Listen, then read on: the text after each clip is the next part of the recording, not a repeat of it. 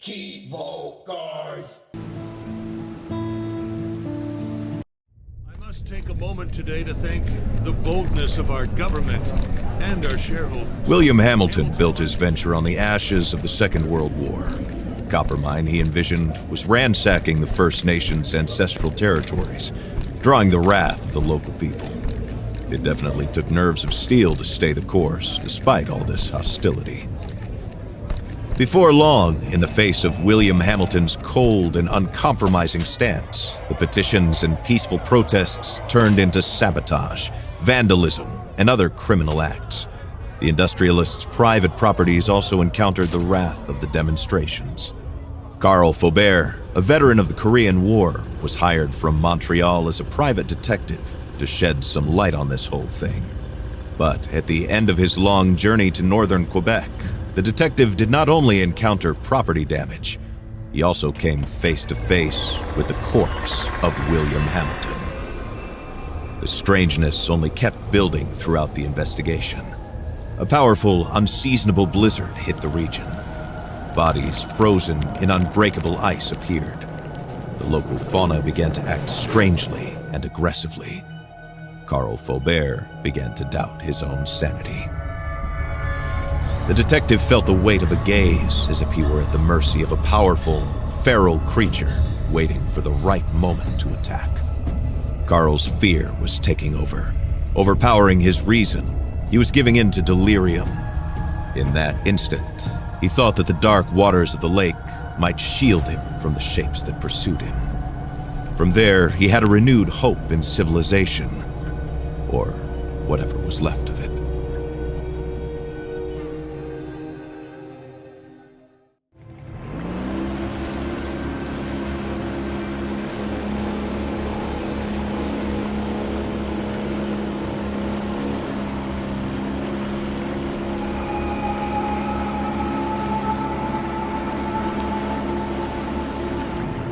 Carl knew that on one of these shores stood William Hamilton's lavish mansion, and there the detective had hopes of finding a way out of the area. A phone, a truck, who knows? Under the luxurious paneling and damask carpets, he might be able to find answers to his questions.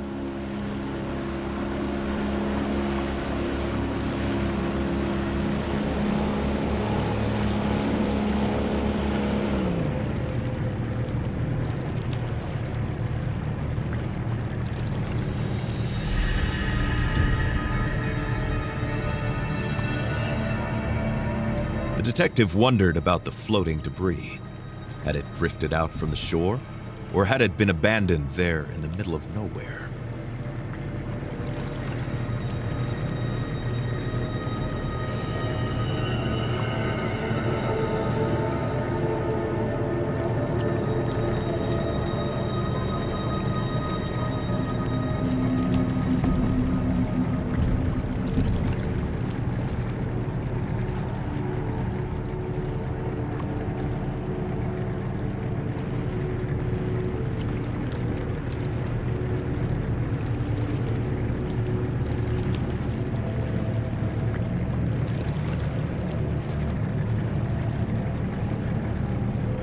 Carl saw a boat in the distance, clearly piloted by one of his own. Had he finally made it to civilization? His hopes were immediately drowned out by the sound of gunshots. Time to flee again, and fast.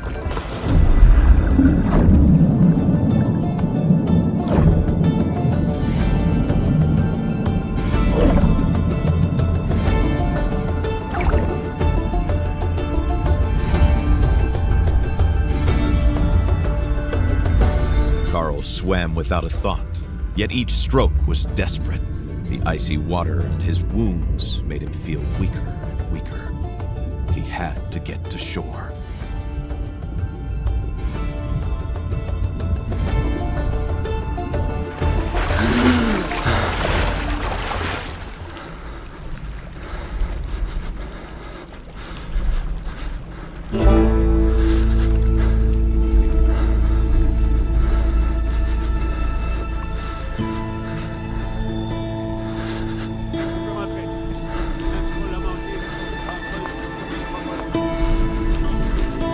bleeding and the hypothermia were tearing at Carl's poor body.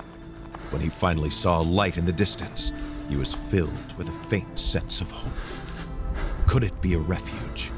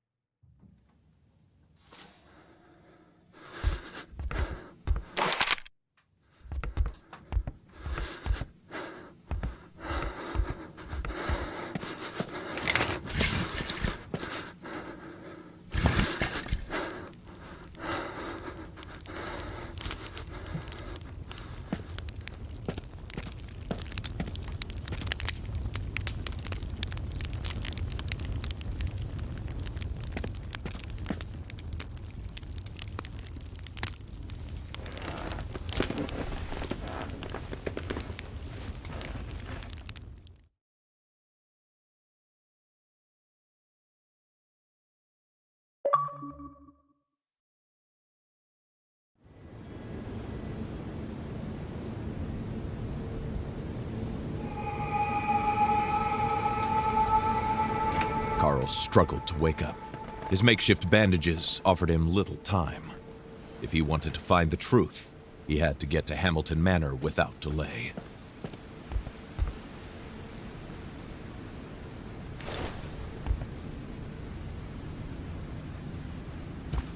The starting point of his investigation was to take inventory of his working tools. The starting point of his investigation was to take inventory of his working tools.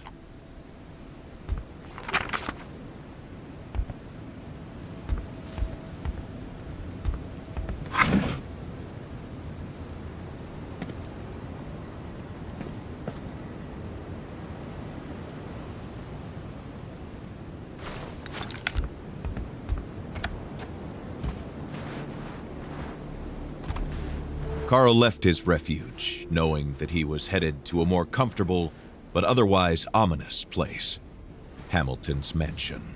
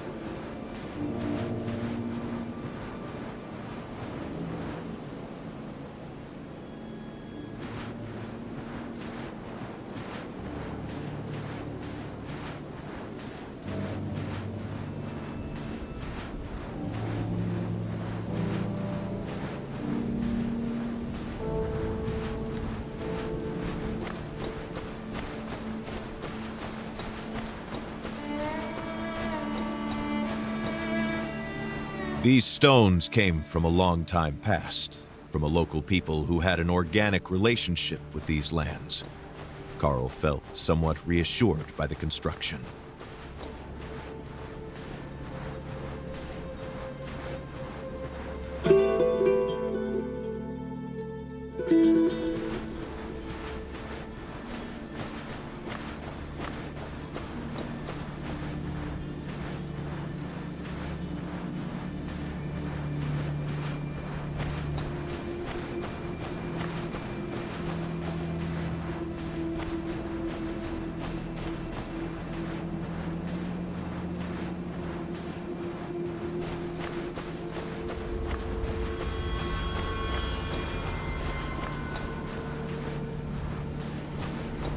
Carl tried to put the horror into perspective.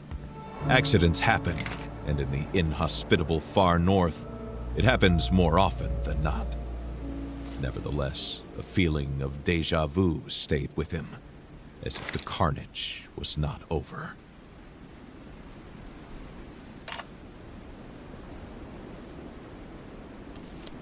An access card, a rather modern piece of technology, especially for a mining complex in the far north. What could it possibly open? The plan suggested that a package had to be retrieved not far away. Carl had to keep his eyes open.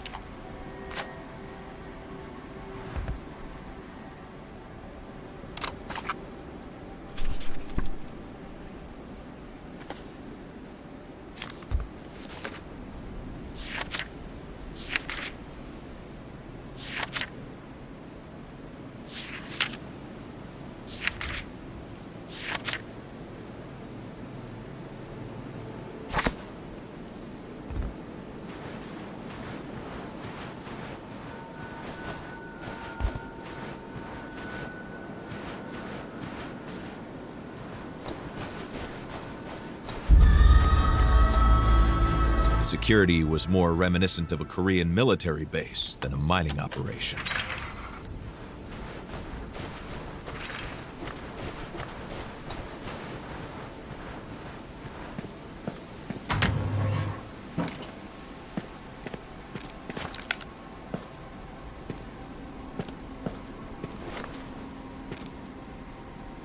A gas mask.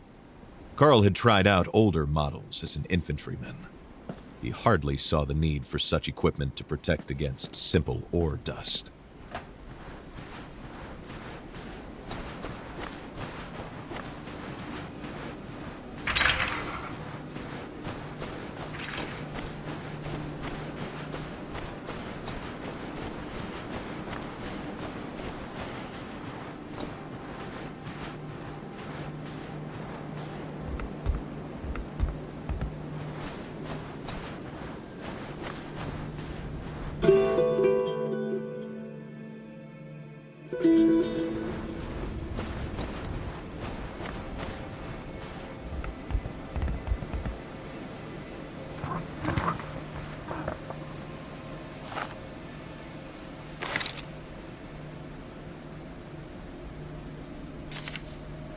What were these mysterious fragments? And why was there a warning about the Brume? This letter raised more questions than it answered for the detective.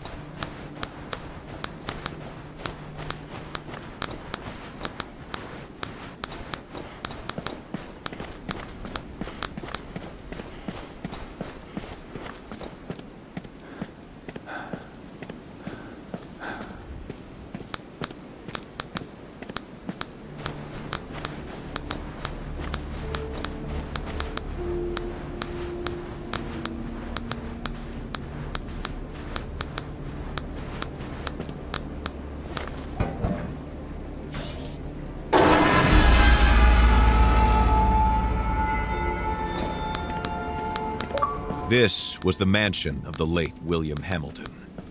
No doubt about it.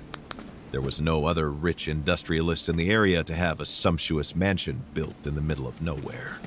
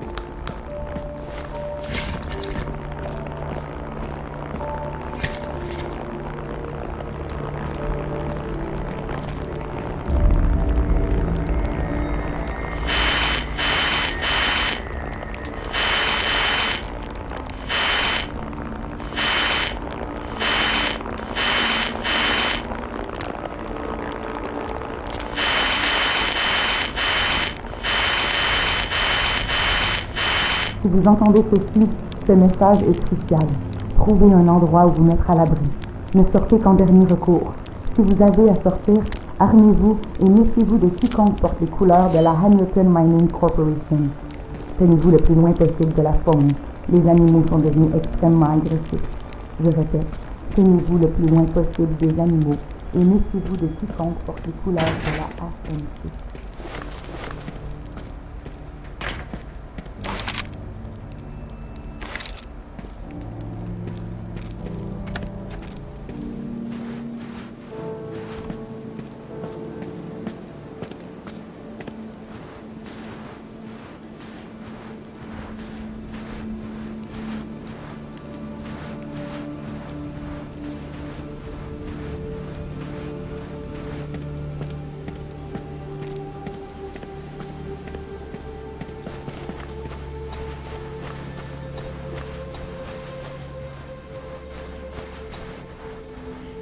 This letter, found in the cabin, mentioned a gazebo.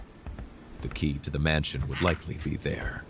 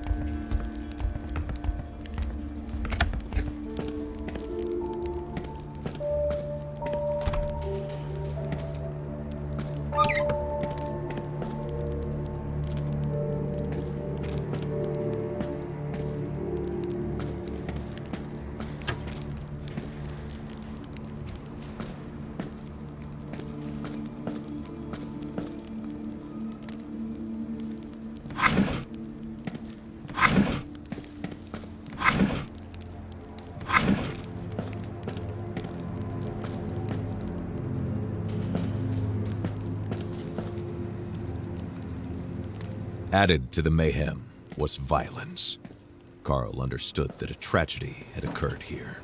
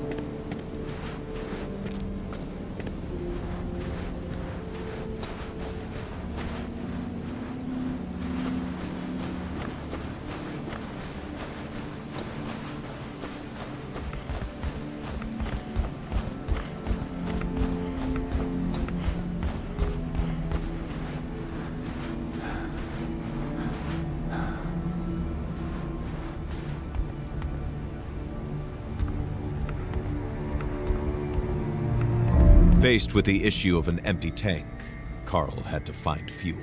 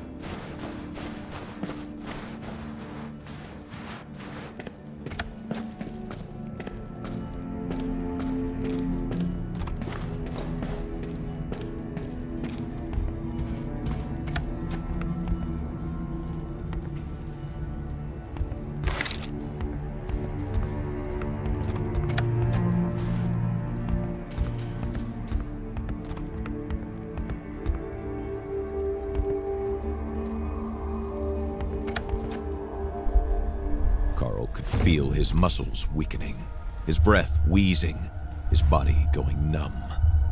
What was happening to him?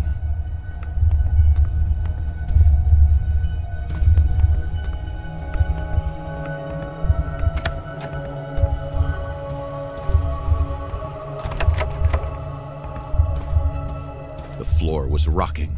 The walls seemed to be running from Carl's hands as he tried to steady himself. Something was not right. Carl's thoughts were twisting in his head, making him dizzy.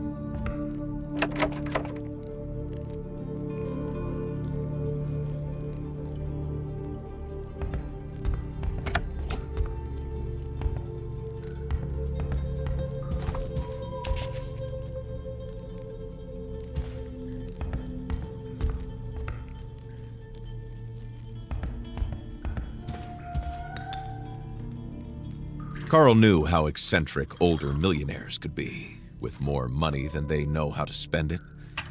But never could he have imagined such a sophisticated puzzle.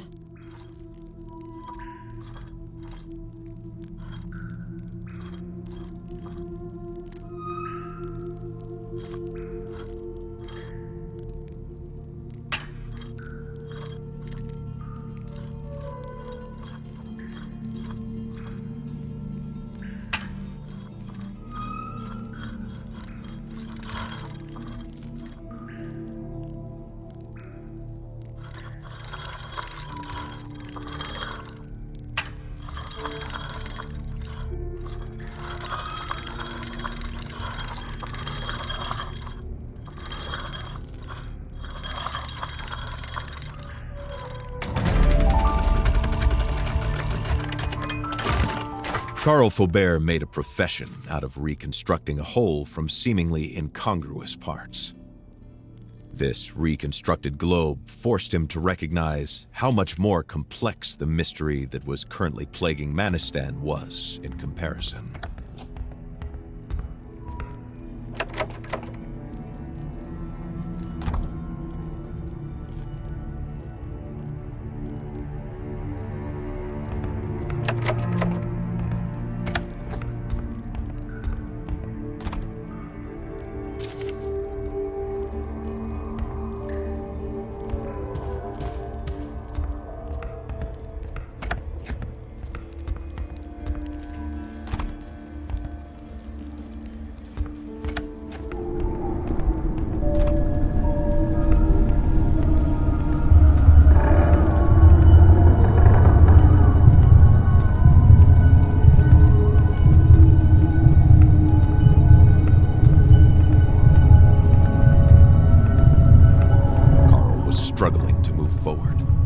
feet could hardly find their way in front of him.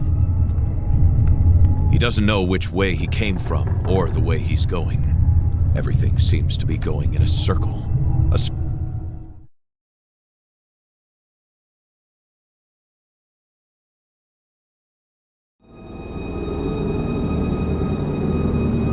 Carl suddenly feels like he's waking up, but inside of a dream.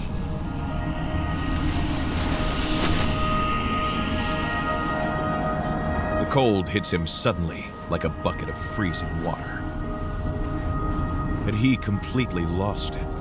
Or was he supposed to accept the manor's strange architecture, suddenly leading him to the middle of nowhere?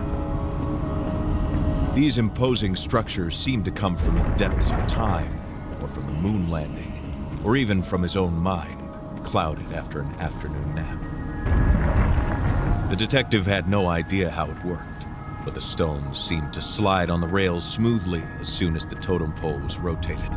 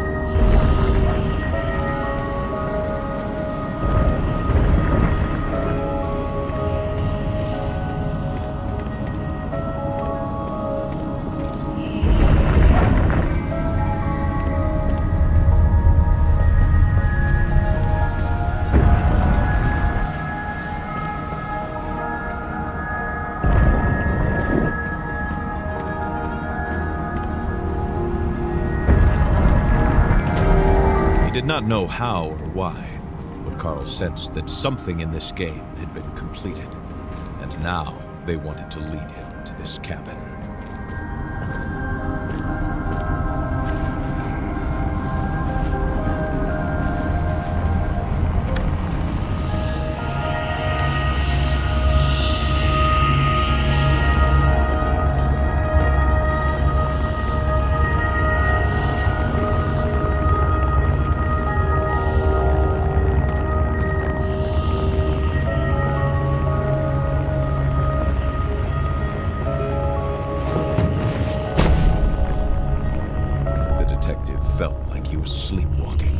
Pulled by a larger force towards the light that was calling him, as if it was asking to be set free. The stone that resonated in the room must have been one of the fragments HMC had been seeking. If he isolated it, Carl hoped he might come to his senses. The pulse of the stone invaded Carl's mind, and he felt a strange, dark presence take shape.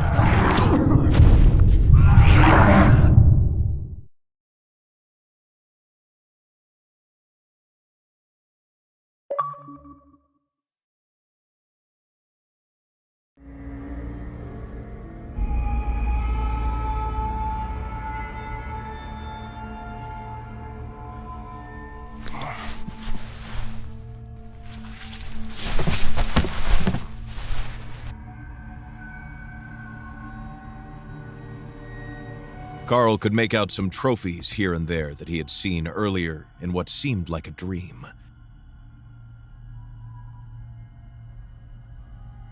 As always, I'd like to give a huge thank you to all of my Patreon subscribers. We just hit 12 patrons. I'd like to give a special shout out to everybody in the biggest fan club, including TimG84, Kegger101, Kona25, Rockmono44, and HinderGod35. As always, I appreciate you guys tuning in. If you enjoyed this video, please leave a comment, and don't forget to like and subscribe.